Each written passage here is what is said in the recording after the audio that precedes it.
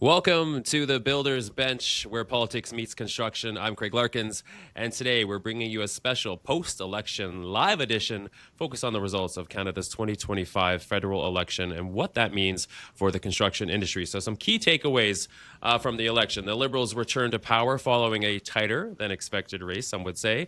Conservative leader Pierre Poilievre has lost his seat in his Ottawa area riding, and the NDP have lost their leader and lost official party status in the House. And a quick note, more than 19.2 million Canadians cast their ballots. That's surpassing the turnout for the 2021 federal elections. So the big question now is, now what? We're going to break it down with our panel today. Joining us on the bench today for the special live edition from Ottawa, Gilbert, President of the Canadian Construction Association, and Louis-Philippe Champagne, Associate Vice President, Public Affairs and Industry Practices for the Canadian Construction Association, and for Victoria, Chris Atchison, President of the BC Construction Association. Welcome.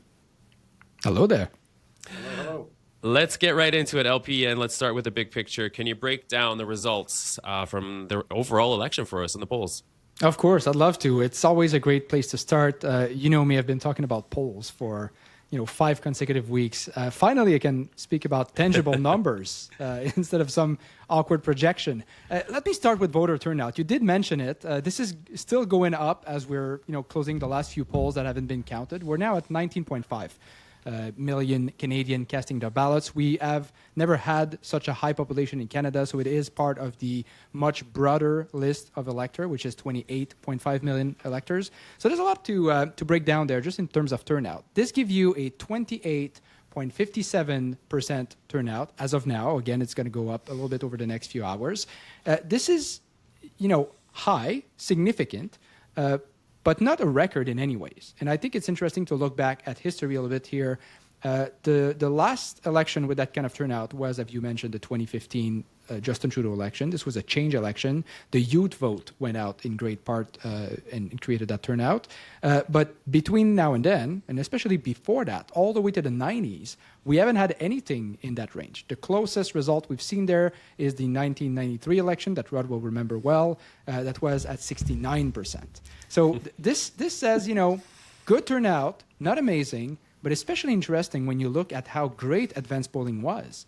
Last week I was going around and around saying, wow, 7.3 million Canadian is a whole lot of advanced polling. This must mean that one of the campaign, most likely the Liberals, have been getting their vote out and will have a super majority thanks to this. What we can see now is that the overall turnout is not as impressive as the advanced polling was, which now leads us to think, well, maybe it was just nice weather that pushed people to go to the poll last weekend. Maybe it was the long weekend that was beneficial to this. It was most likely an oddity to have such a large turnout and not a reflection of the get out the vote effort of some campaign.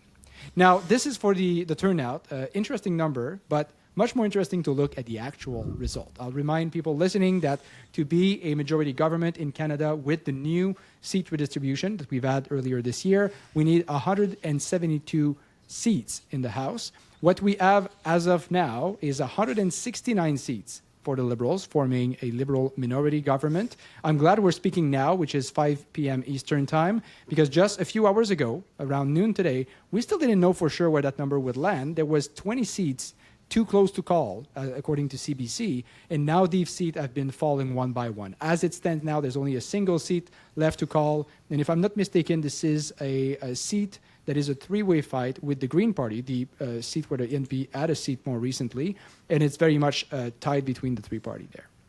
So what does that mean? 169 for Liberals, 143 for the Conservative, doing a bit better than predicted by poll at 41% of the popular vote. The Bloc Québécois, 22 seats, a bit lower than projected. Very difficult time for the Bloc. We'll talk about that at length in a minute. But more importantly, the NDP that I've been talking about for a month. Oh my God, difficult time. The leader's already out. 7 seats confirmed for the NDP. This is a significant change of pace for the party. Now, without going into the detail of each of them, I'm sure everybody here have a lot to say. I do want to point out that this is very close from a majority government. 169 is only 3 seats away. Right? So if any of these seats would go to recount, and a number of them have margin as low as 20 vote difference, there might be change there, unlikely to be 3-seat difference, but it's a possibility. And of course, then it brings big question around the balance of power. Last night, when the gap was much wider, we thought, well, the Bloc has to be the balance of power. They're the only one with decent amount of seats. Now we see even the NDP with only 7 seats could be substantial to keep the government alive. The Liberal only need 3 seats to support them at the moment, and that should be plenty. So I'll stop it there. We can speak for an hour, and I'm sure, data scientists will dissect that for the next many days. Rod, reaction to the results. Well, a couple of things, Craig. First of all, just on the voters' turnout, it's very disappointing. We spent an entire campaign explaining how important that election was, all our relationship with the U.S. and Canadian. Like, the entire campaign was about, like, finding the leader that could face Donald Trump and the trade wars and putting elbows up and Canadian first. And then for me, the fact that only 67% of Canadians decided to go to vote, I find it a bit disappointing. I would have expected more. And funny enough, maybe, and I was just looking at the number quickly before the call, and every time that numbers were higher than that, like previous to the, and just for LP history, I remember 93 campaign, Sure but I do. was not part of it. Yeah. Just for the record, okay? I joined a bit later, and I'm not that old. But previous to the Jean Chrétien government in 93, every time it was over 70%, and then we had conservative government. Mm-hmm. So maybe like when we talk about machine and people like the go out to vote strategy, maybe this is where the conservative had some flaws. But that being said, I find it a bit disappointing. The other thing I would say on the result, and LP touched on it a little bit, last night I did not go to bed at that point, but when Blanchet did a speech, the Bloc Québécois was the real balance of power. And all his speech was based on that. Like, we'll be there for them, we'll work for Canadian, with Carney, and for like, it was all about like, how strong the Bloc Québécois is. This morning, that speech worth nothing. They're not in the balance of power anymore. They lost another seat today. Terrebonne switched from the Bloc to the Liberal. So I think François Blanchet is in a very different position than it was last night. So that should make it for some interesting weeks ahead, for sure. Before we get to you, Chris, do you think that this is still going to play out in the coming days? Are we at the number, or are we still going to see some recounts, the possibility of some changes? I think that should be it. That being said, you never know. So already the Bloc Québécois said that they would send some writings to recount. I know the Liberal will do that. I think the riding of Northern Yukon, it's so tight that I think the Liberal will ask for a recount. Would it make it to the majority government? Honestly, today I would say no, but you never know. Like we've seen like craziest thing happen where they finally found a box at the end of a room someday, and like, or somebody had a box in their car. Like, it's all kind of story that we've heard before. We've so seen it could that. happen. It's true. But that would be very surprising. Yeah, I will say to that, Rod, there's also the very high likelihood of Liberal losing seats, right? And I think that's absolutely. the biggest pitfall, because if you look at Terrebonne that you just mentioned, the margin is so low. CBC says it's 0%, but what it means actually below 0.1. It's 35 votes that give that victory to Liberals. Ooh. In Terra Nova, it's 12. Right? So, like, some of the Liberal seat might actually convert as well. It's not like everything recounted will go to them. So the dust has yet to settle. Chris, your reaction?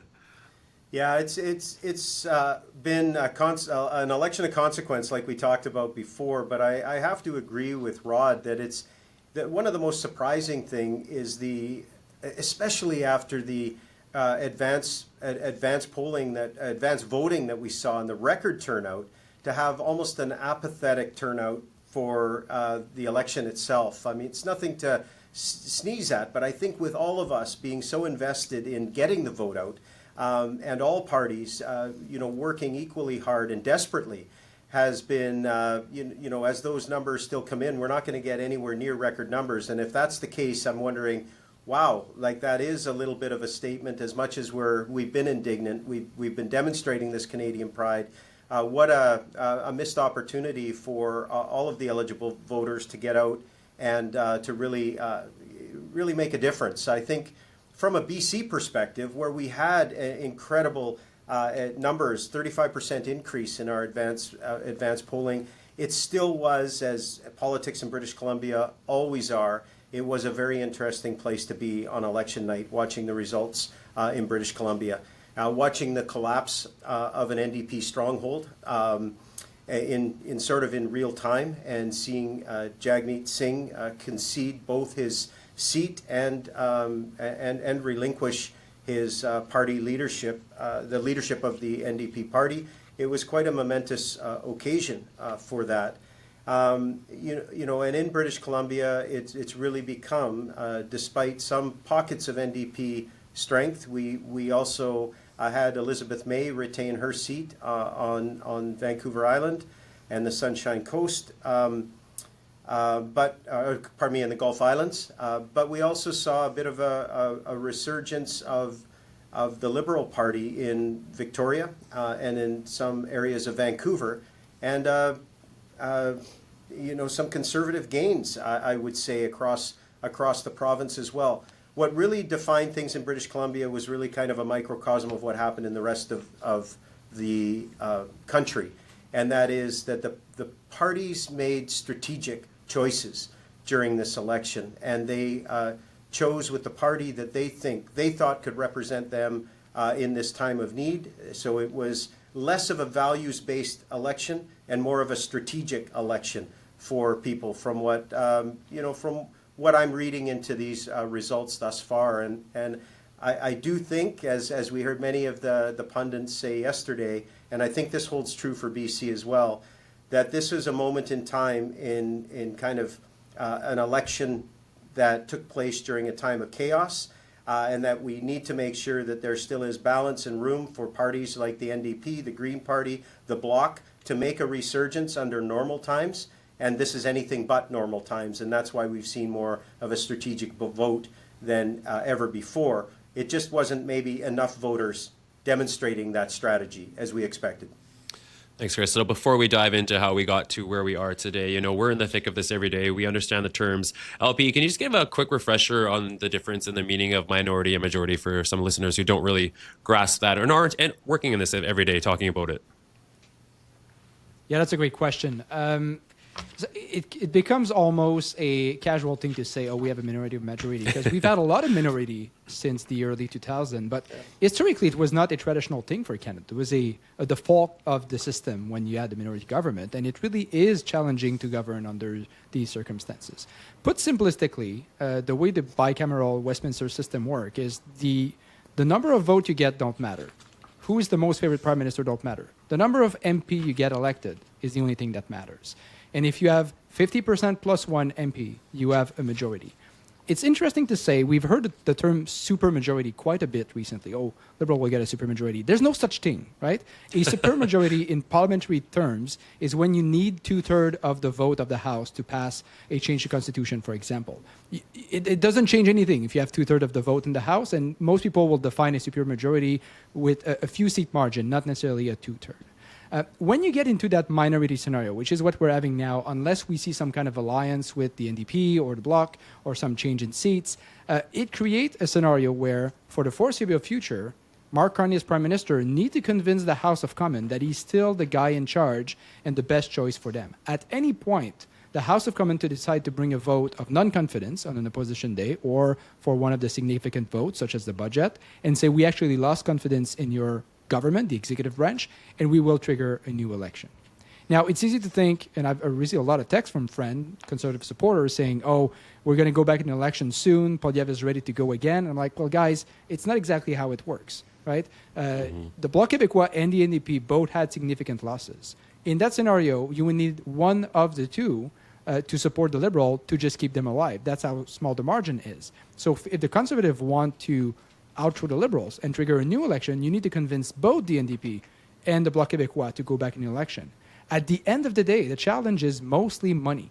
For these parties, it's going to be very difficult now, especially with the events of last night, to finance themselves in a way where they can go into an election hoping to make gains. So every MPs and the leaders have to think about the future there and say, am I better off supporting the Liberals, keeping that government alive for up to 4 years, which would be a traditional majority government, or do we want to defeat them in a year, 2 years, 3 years, and then go back into an election? Very much so, and the NDP obviously having to find a new leader in that whole time frame as well. So lots of work on their end. All right, so let's rewind for a moment and talk about how we got here. I like to say the dust has somewhat settled. In just a few weeks, the Liberals managed to pull off a dramatic comeback with a late surge in the polls that flipped the narrative. Meanwhile, the Conservatives, who were once energized and had a significant lead in the polls, now sit without a leader in the House. So how did this play out so dramatically in the end, and what role did strategy, tone, and timing have on the results? And we'll start with you again, LP. I have a lot to say on this. And I'd like to go back to what Chris just said about results in BC, which I think BC is a great microcosmos of what's been happening in this election. You remember for the last couple of weeks I've been saying, polls are shifting. It looked like Liberals have peaked and now they're on the decline. It hasn't been true in all jurisdiction, and it hasn't been conveyed into election result everywhere. But in BC, it have. If you look at the peak for Liberal in BC was on April the 2nd, where they were at 44%, and then even pollsters have been showing them on a steady decline down to 41% over the past 2 weeks. And if you look at the result for BC alone, this is very much analog to what we've been saying. In terms of a vote, 42.2% Liberal, 41.5% Conservative. This was one of the provinces with that tighter one-on-one fight between the two parties. Elsewhere, for example, in Quebec, you had the Bloc that jumped in and confused things up. In the prairies in Alberta, it was dominated by the Conservative. In Atlantic, Liberal didn't do as good as projected, but still were very, very ahead of anyone else. So BC was really that ground where there was a strong fight. And I would say, to an extent, that's probably BC that took away that majority to the Liberals. Because there's a number of seats there that were surprise Conservative victory that were not expected to be. And that really transcended the reality. Now, you did ask about strategy, and I have to be a bit critical here, because I think both campaigns, both the Liberal and Conservative, have done some pretty significant strategic mistake. I'm not talking about policy or partisanship or who's better. I'm just saying from a political operative perspective, there's mistake that should not have happened that led to the result. On one end, if the Liberals have done things a bit differently, I think they could have secured easily a majority. And on the flip side, I think Poilievre could have been Prime Minister today without too much trouble. And let's break that down. There's a few reasons there. I think the number one is really candidate selection and nomination. It is mind-boggling to me for two national parties that knew for a fact that we were going in an election this year, that knew or believed for a long time that we were going last year, how unready they were when it comes to candidates. And what you can see, if you look across the country, in many seats where, in my opinion, Liberal could have won, or Conservative could have won, they put a candidate that really had no chance. In Quebec, in my hometown, for example, the local Liberal candidate was not someone from the riding, well-known, was really not an attractive selection for people that wanted to vote for Mark Carney but had no option. What we've seen, Luc Berthold, massive majority there.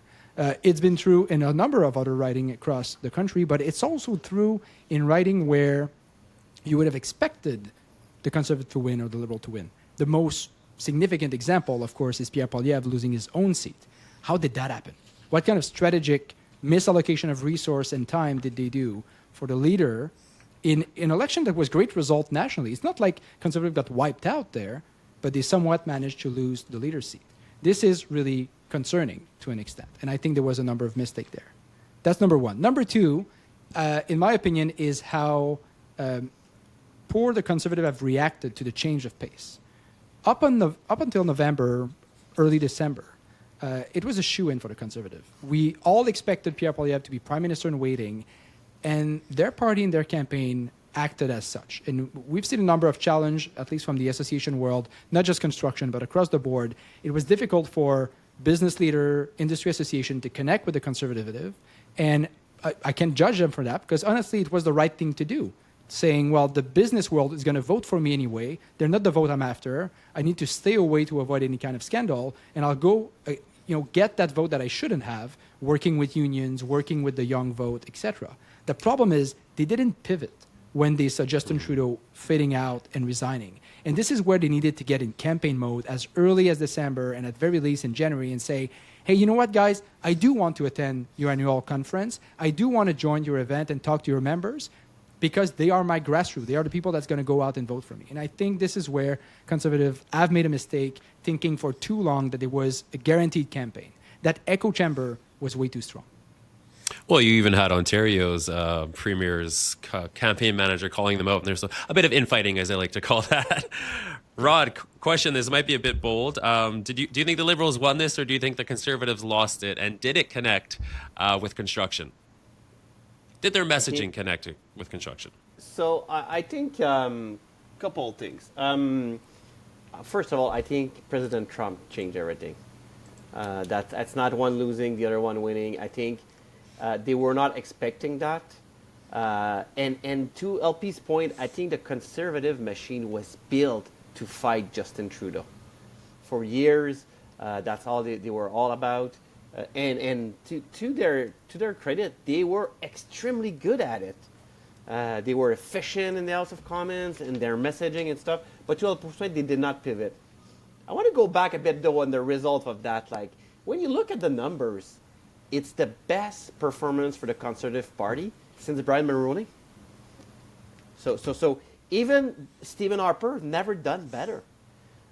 It's just really the way that the vote was split and the way the vote went that Pierre Poilievre is in the opposition today. Because when you look, I remember last night LP and I were texting because that's what we do. The first result came in Atlantic Canada and it all started in the afternoon. That was funny. And LP texted me. He said, "You know what, Rod? The young men are going to vote." Yep. Our poll where I was, they were full of young men, and that's also our construction people. They're going out to vote. So we say maybe the Conservatives are stronger than the poll are saying. And then we saw the Atlantic result, and we say, wow, that they are better. They are stronger and a better presence. The real problem that they face, first of all, the Bloc Québécois did so poorly in Quebec that they all went to the Liberals. And honestly, when you look at the microcosm, the Quebec province yesterday voted against Donald Trump.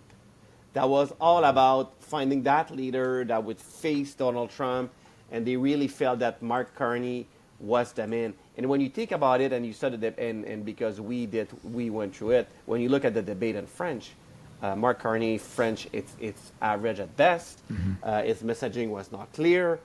So that all that vote that went to the Liberals in Quebec, that was very surprising. The other thing that it's very important, and I'll go back to our messaging with construction too, is that all the collapse of the NDP vote did not all go to the Liberal. That's right. When you look at the numbers in Ontario, the Liberals did not do as well as they was expecting, and a lot of riding, when you look at, that the riding, I use the Windsor region and everything that it's really working class Canadian stuff. That vote went to the Conservative. So this is where I believe, coming back to our messaging, that construction messaging, let's build Canada, the workforce and the trade that we need to build what we need to do.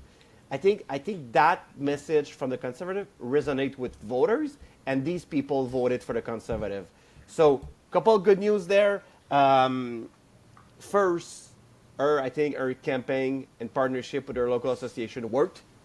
I think the messaging was out there. Look at the platform. I'm sure we'll go deeper in that.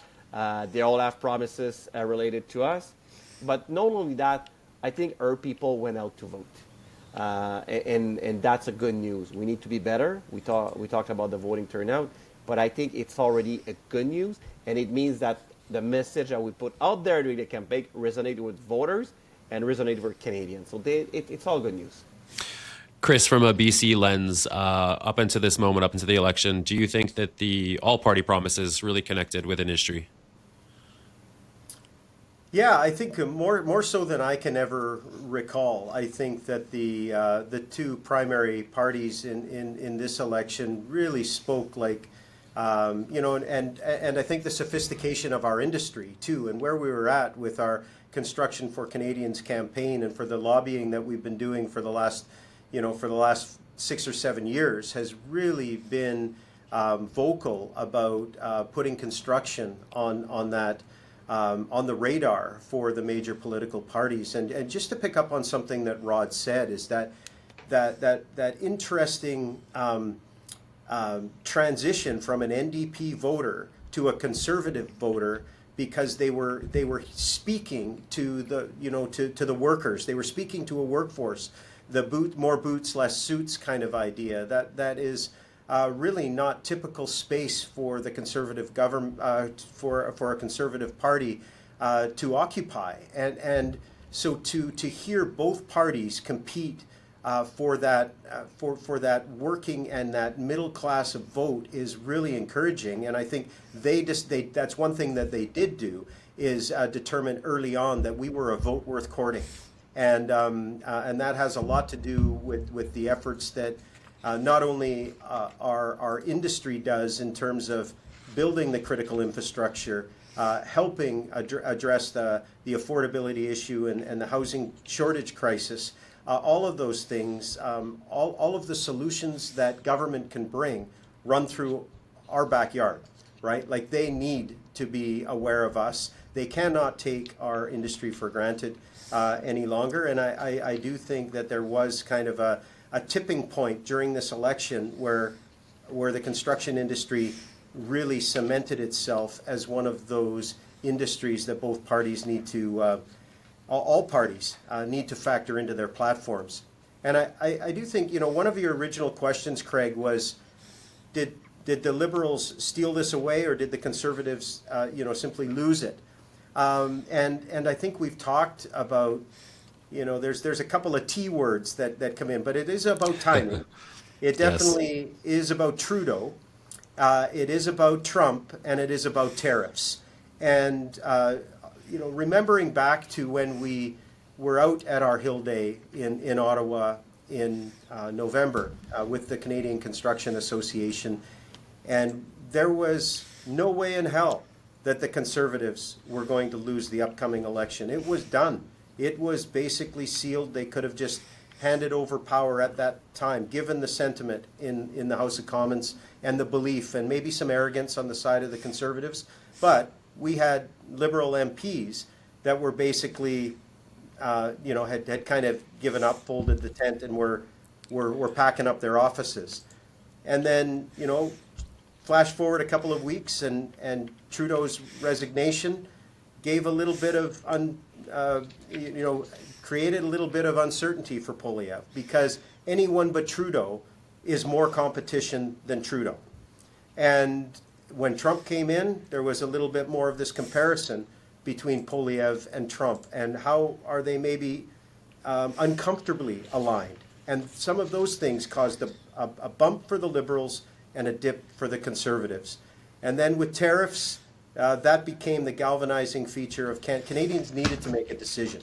And that kind of thrust people away from the Bloc, the Greens, and the NDP, which made it a two-party race. And I think the campaign, of the last few weeks has just seen that manifest itself into a very bizarre election, one that we might not see again in our lifetimes. But those four T's, the timing of it all, but with Trudeau, Trump, and tariffs, really made this one an election to remember. Well said. And just to back that up, yes, on Hill Day, I had the opportunity to go to question period, and I like to describe it as there was a hunger on the Conservative side, and there was a sense of defeat on the Liberal side. You could definitely feel it in the air. Like, they were rambunctious, and it was nice to see. I mean, they weren't really getting anything done at the time, but it was nice to see the energy happening on that side of the floor. So let's go back. That was a unique QP for context, right? That was the day before Randy Boissonneau resigned, and the entire QP was people yelling, "Which Randy?" Yes. So that was a show to watch. It's a little entertaining.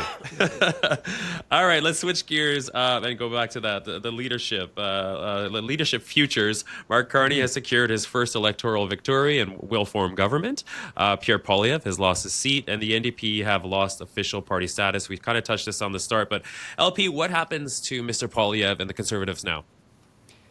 It's a difficult question to answer. I think we are in uncharted territory here in terms of leadership, because it's a bizarre election to evaluate. You're asking who lost and who won. I actually think that the Liberal has lost that campaign.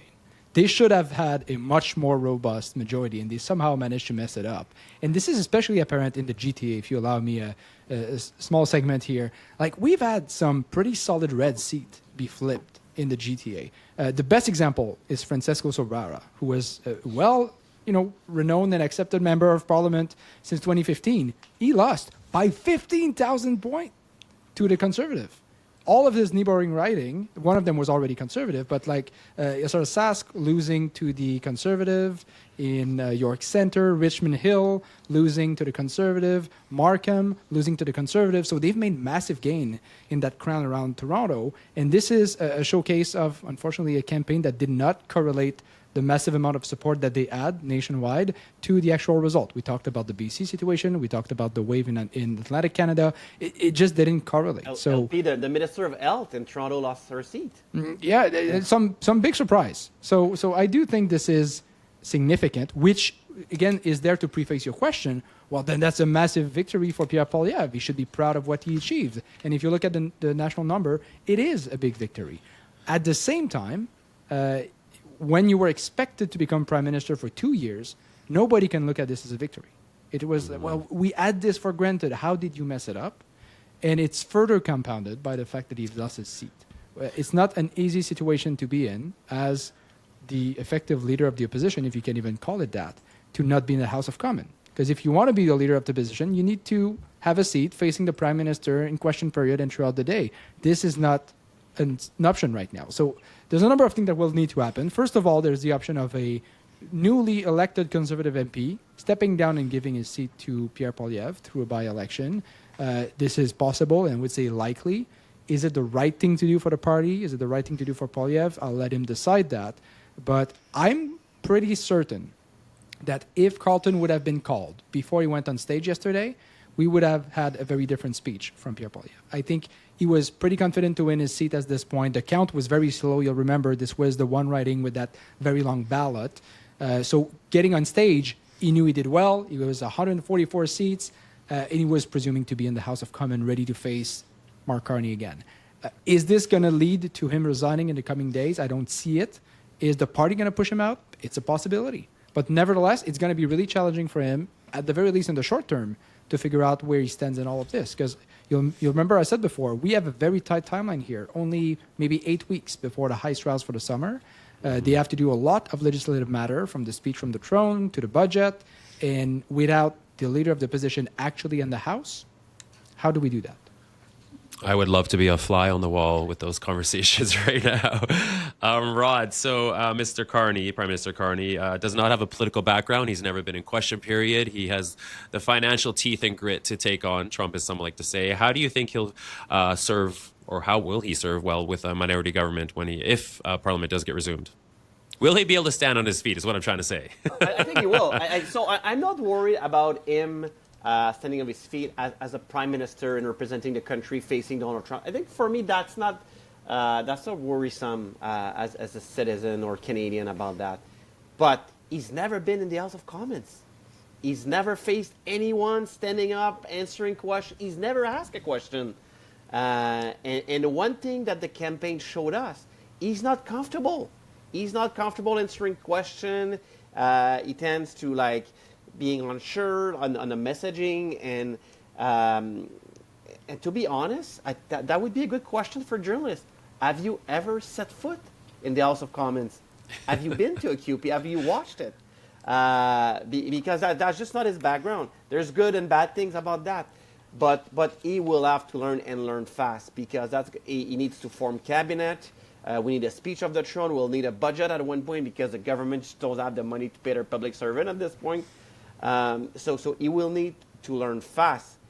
In the same time, I would say, going back to Poilievre, Mark Carney is very lucky because he won't have Pierre Poilievre in front of him in the House of Commons to ask questions and challenge him, because Pierre Poilievre lost his seat.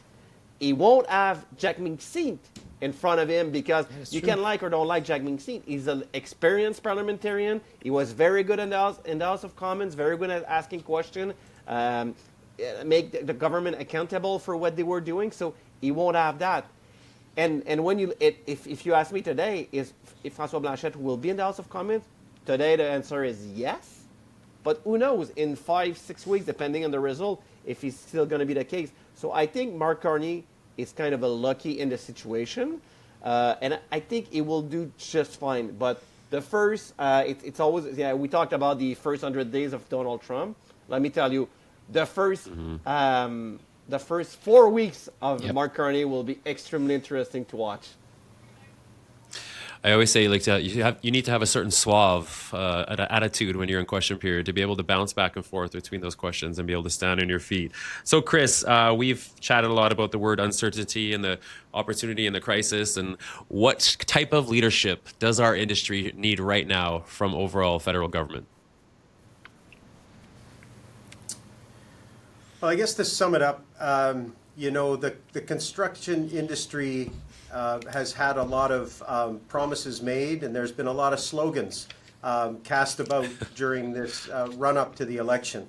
And I'd say right now we don't need empty slogans. We need a demonstration of commitment, boldness, and leadership that's going to deliver on some of the commitments that have been made.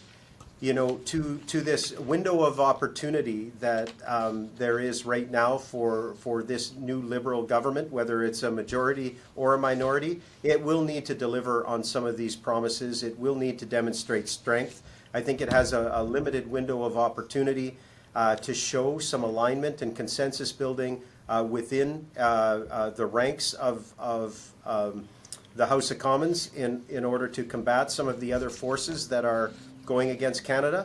And for the construction industry specifically, we're going to need boldness, but we're also going to need practicality.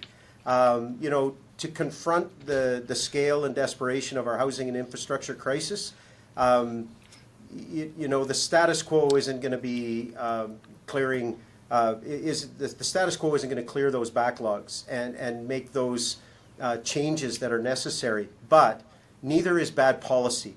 And I think to what both the Canadian Construction Association and our network of associations has been a little bit concerned about is one of the Liberal platforms of creating a new almost housing authority. And that's not what we need. So sit down with us, consult with us, and help us contribute some industry-led solutions that are going to make the job easier and make the promise successful without undue hardship for Canadians who, quite frankly, put their trust in a brand new leader. So I think the type of leader we're going to need is one who's both got the confidence, the luck, the courage, and the humility to do a job that they've been entrusted with.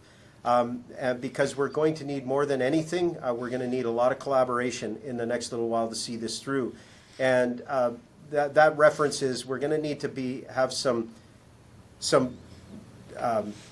commitment and follow through on policies that deliver. Otherwise, I think that the Canadian public is not going to be too forgiving if another election needs to be called in the near future. And I can, I was thinking at times yesterday that there might be a majority government. But I would say if trust is broken, if commitments aren't followed through on, if common sense doesn't prevail, and if strength isn't demonstrated, then it won't be favorable next time to the current government.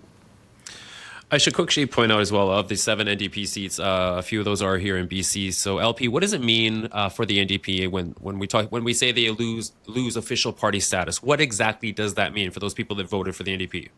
Yeah, that's a tough place to be in for a party like the NDP. Before I say that, I do want to point out the interesting dynamic with electoral distortion, which is a term I've brought up every episode, I think, so far when you talk about poll.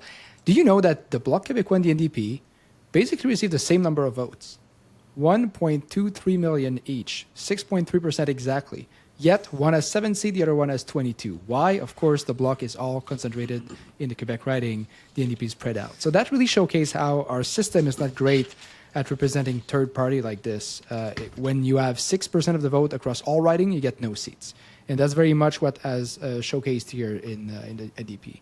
So what does that mean? Well, it's a double problem that they have. First, as we just mentioned, they currently are leaderless, at the very least in the House. And as we transition into that interim role, it's going to be a bit of an awkward, slow entry into that dynamic with whenever that leadership race takes place. They may decide to delay it. It's not uncommon.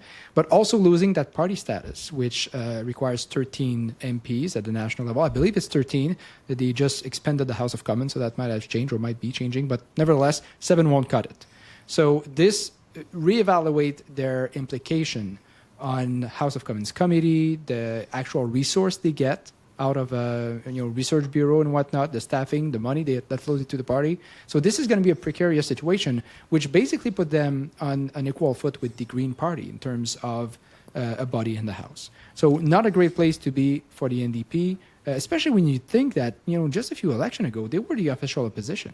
This is a significant change of pace since the Jack Layton / Tom Mulcair days, and it's going to be very difficult for them to reignite that flame and regain that vote over the next few years, which is what leads us to 2 scenarios here, which will be impacted by a number of things. What's happening at the provincial level across many provinces. It's not just BC that have an NDP premier or strong party. In Ontario, the NDP is still not irrelevant. In many regions, it is.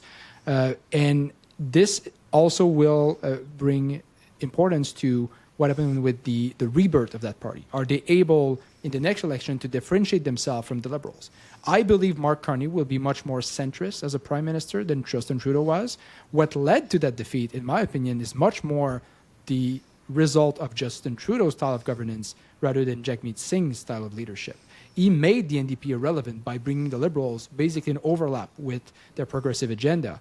If Mark Carney brings this back into the center, maybe even the further right to this, which is not impossible from a man that has been a central bank governor and understand the business world, then that might recreate that realm for the NDP to grow again.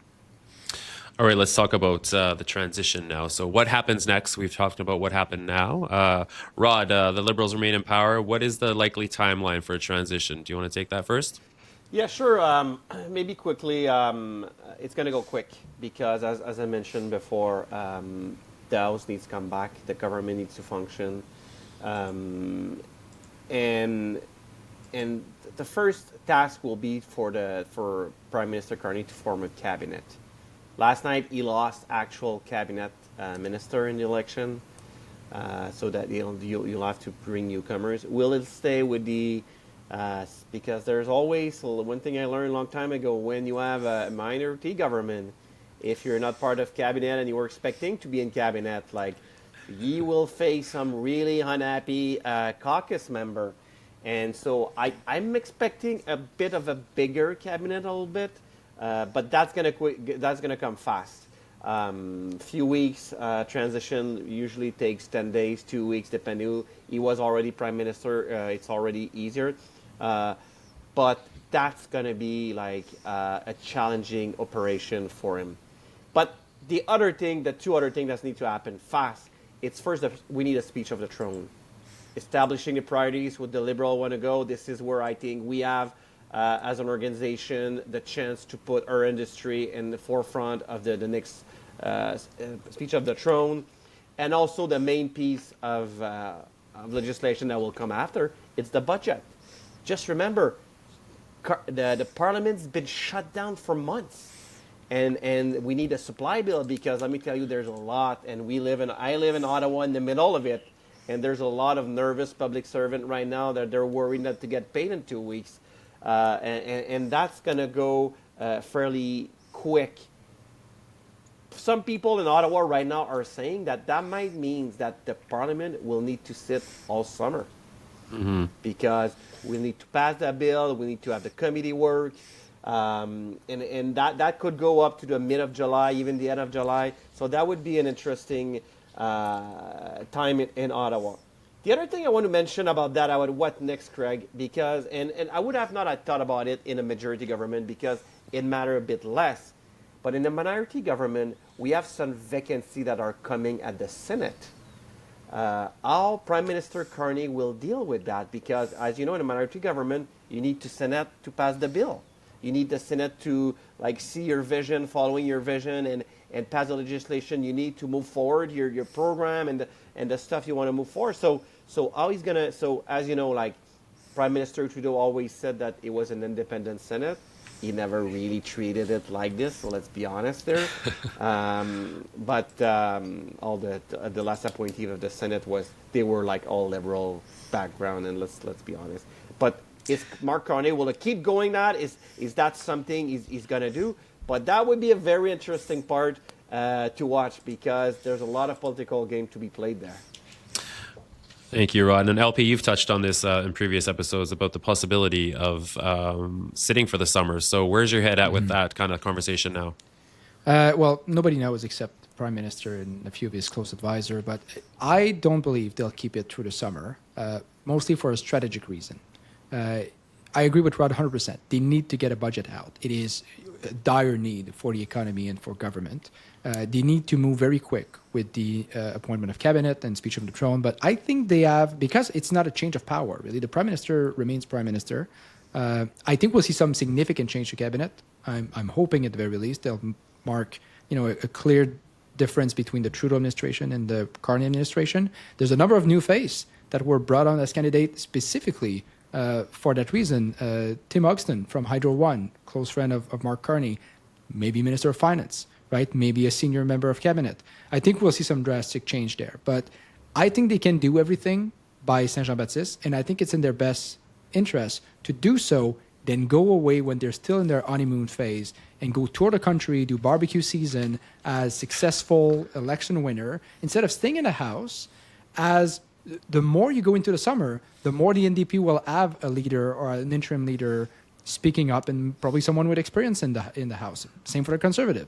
So that first month and a half should be fairly easy for the Liberals to navigate, and then they have potentially 2 months of free times in the news. And maybe, LP, if I can add to that, for people to understand, even if yesterday you were a cabinet minister and you lost your seat, you remained a minister, okay? For sure. Nothing has changed. So you don't need to have a seat in the House of Commons to be a minister. So the actual cabinet that we had like yesterday at 4 p.m., it's still true today at 4 p.m. So we just to have people understand that we don't have a governless country. Like all these people remains in place until the new cabinet is appointed. And Chris, I kind of wanted to go back to two of the T's that you mentioned and relating it back to industry, Trump and tariffs, and the importance of getting down to business to address two of those.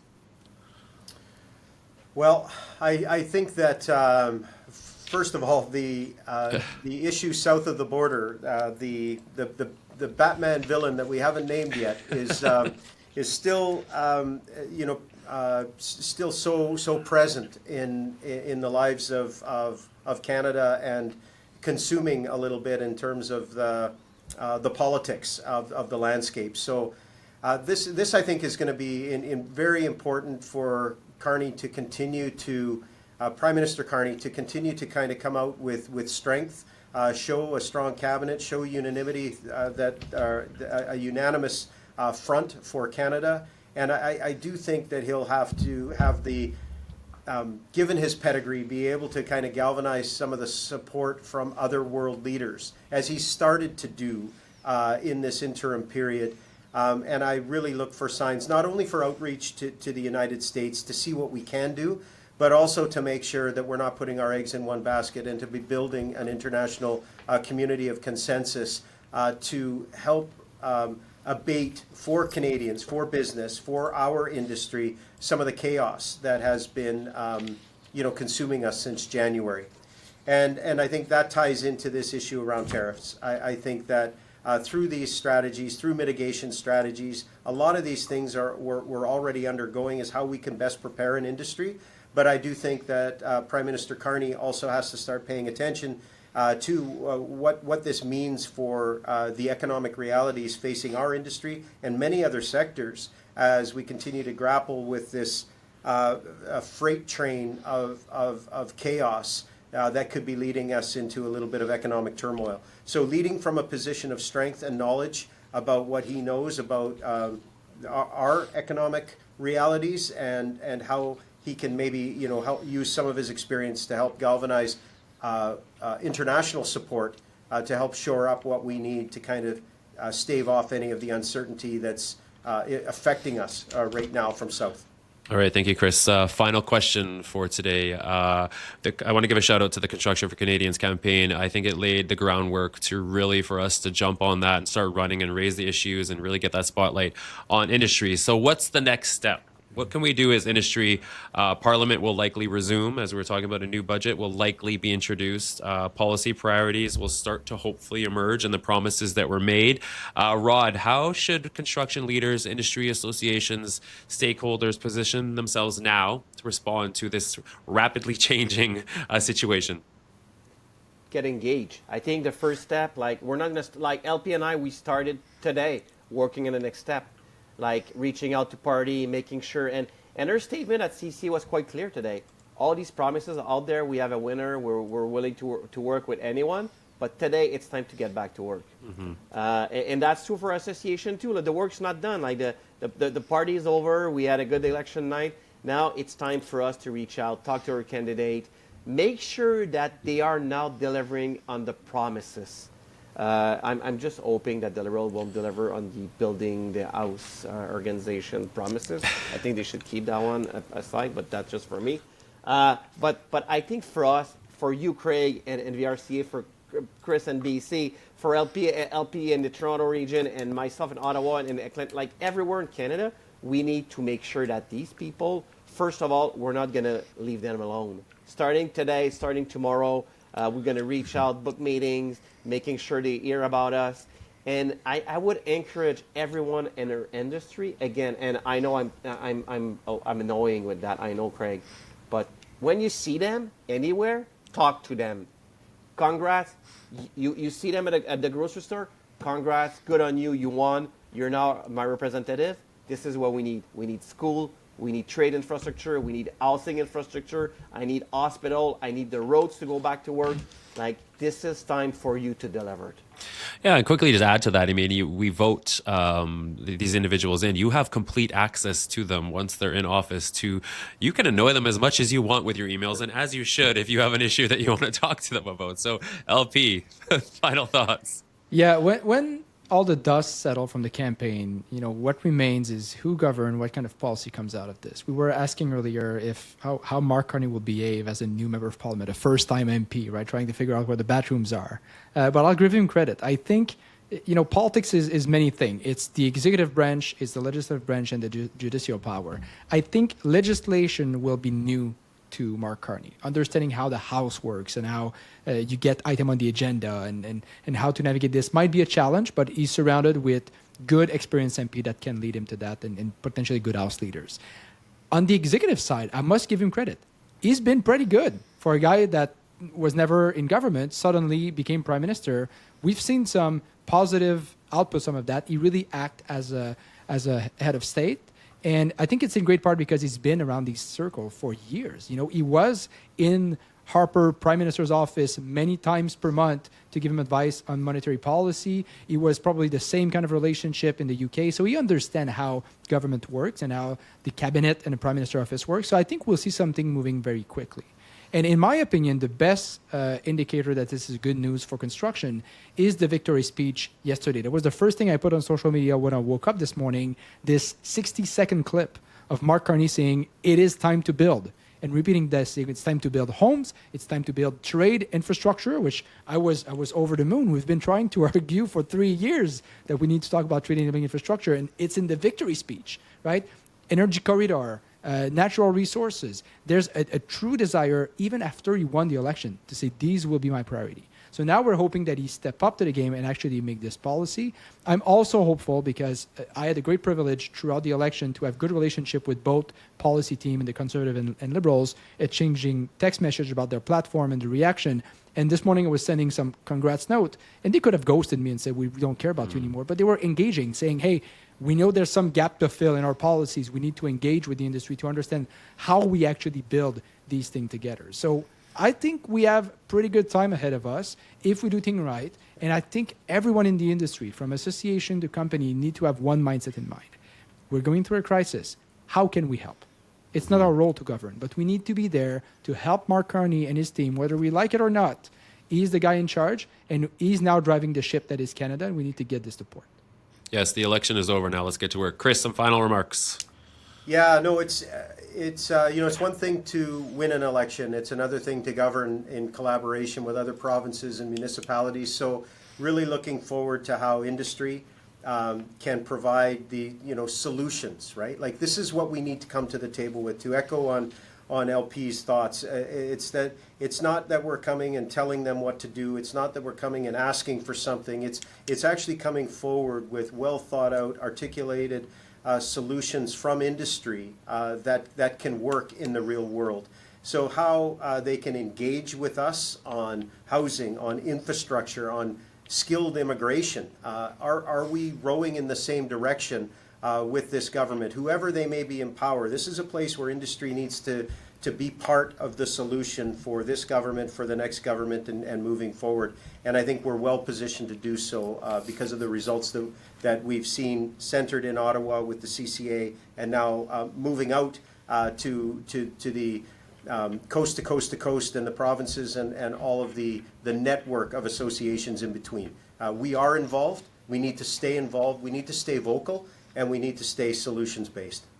Thank you, Chris. And just a quick point. The Builders Bench isn't going anywhere anytime soon. We will be back with future episodes. Yes, our election coverage somewhat stops here today, but LP and I are chatting about future episodes. And yes, we'll be following the transition of power as we head into possibly the budget, all the good stuff that we need to be covering and talking about. So don't worry. We will continue to be vocal on the association side as well. So thank you all for joining us today. Yes, stay tuned for when our next episode is.